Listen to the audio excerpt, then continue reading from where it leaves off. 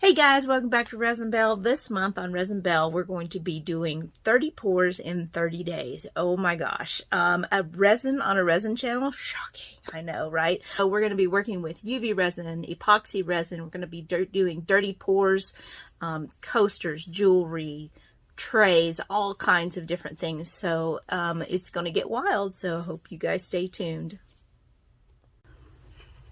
Hey guys, welcome back to Resin Bell. So today I'm going to be working with this Temu, it's like a little shelf mold. It holds like a little votive candle. You can get like the little electronic ones and set on it.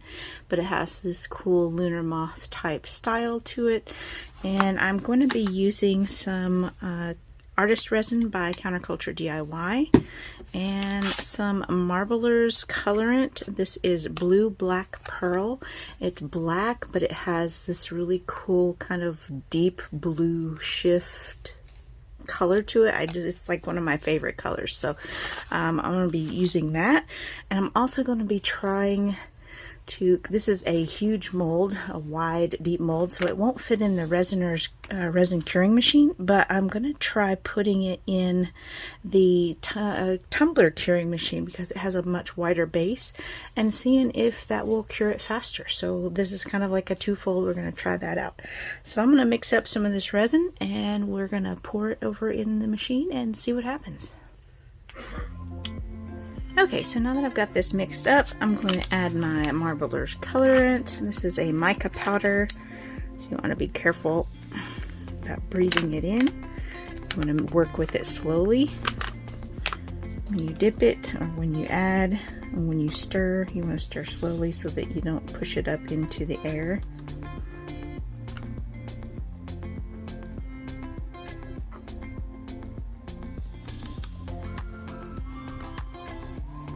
I'm adding a lot because I love this stuff. It looks so cool when it's mixed in.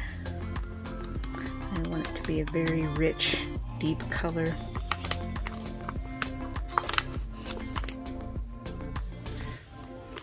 It looks really nice in resin.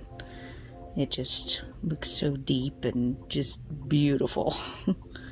So you see I'm mixing it slowly, making sure that it's all wet before I really start mixing because I don't want to push this up into the air. It's a very fine powder.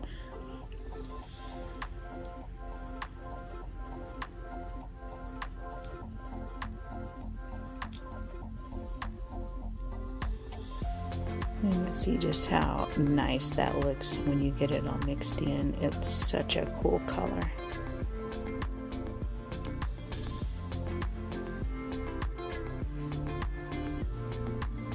So now that I've got this thoroughly mixed in, you want to keep mixing until you don't have any like little bits and stuff floating in the resin.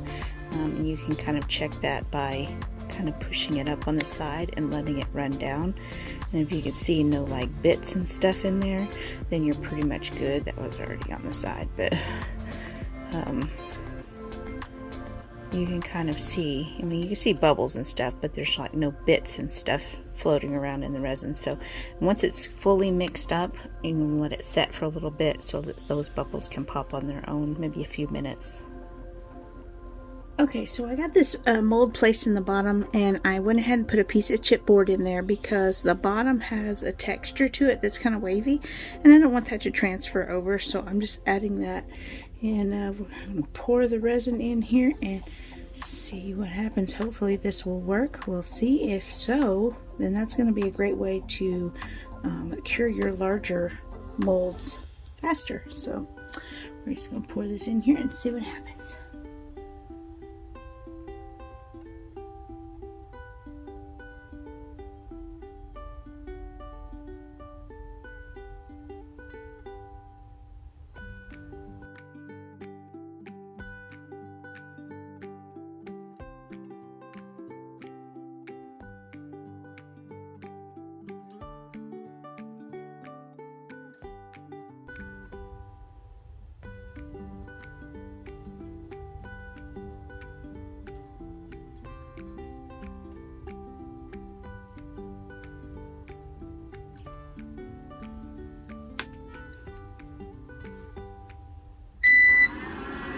And we'll see what happens. Oh, put this on. And there we go. Okay, let's check this out. Oh yeah, that's completely cured. So it was in there curing for about 2 hours, and then it was left for another 2 hours because I was gone, but that is completely cured, so awesome.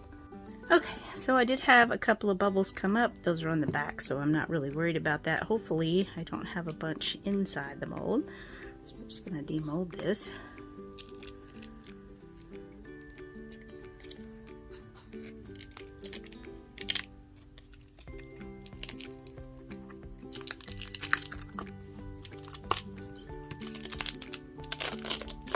Oh, that is so cool looking. Oh my gosh, that is so awesome. Can't wait to get some, I gotta get some paint in there, and yeah, looks like I did rush pouring that in. This mold does have like a bunch of tiny deep areas, like these little things. I didn't realize those were so far in, so those did not fill, if you look. But I'm not mad at it. I think it still looks pretty cool. So I'm going to, yeah, just going to put this together.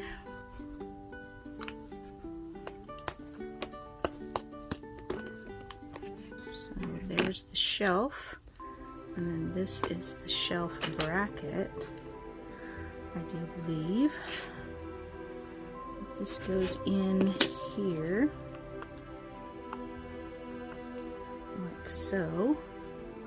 Just kind of slides in there with its little notch like that, and then this goes in right there, and then that is how that sits. So you don't even have to glue it, because that's in there pretty good. So that's a pretty cool locking mechanism, how they have that.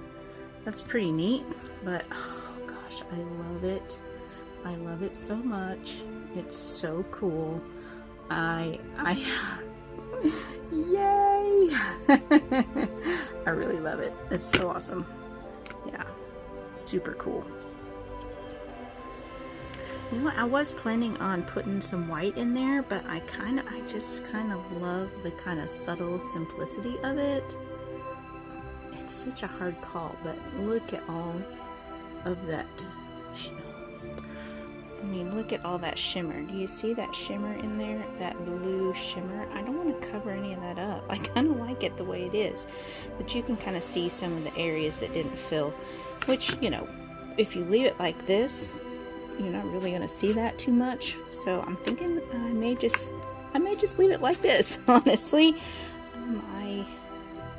I'm not mad at that. You can take some watered down acrylic paint and put it in there, and then wipe the excess off of the higher points, and that can give you a much more contrasting design. But I kind of like the kind of subtle blue shimmer that it has, and I love how this thing goes together. Look, you can see it right here. Oh yeah. So yeah, I think I'm going to leave it like that. I'm pretty happy with it like that. I love this mold. I think if I was to do this again, I would take a lot more time at carefully filling in all of those tiny little spaces, because they're tiny and they're deep, like pretty deep. So a lot of ways for air to get trapped in there, and that's pretty much my only gripe about this mold. It's a good quality mold. It did what it was supposed to do. I love the design of it. It just kind of locks together. You don't even have to glue it. So yeah, I want to give that mold a thumbs up, because that's a pretty cool mold. I love the design. It's so pretty. It's so pretty. It's gorgeous. Anyway, alright you guys, I think that's it for me. Hit that like button and that subscribe button, and if you want to see more of the videos from the 30 Pours and 30 Day series, check the link in the description box below to the playlist, as well as other affiliate links that do support this channel. Resin is not cheap, and resin supplies are not cheap, and I can use all the help I can get, you guys. I really appreciate you watching, And yeah, we'll see you in the next video tomorrow. Tomorrow is the 30th day, and that will be all she wrote for the 30 Pours in 30 Days series. So go back and watch the other videos if you want, or some of the older videos on my channel, and that helps me out too. So thank you guys so much, and I'll see you in the next video tomorrow.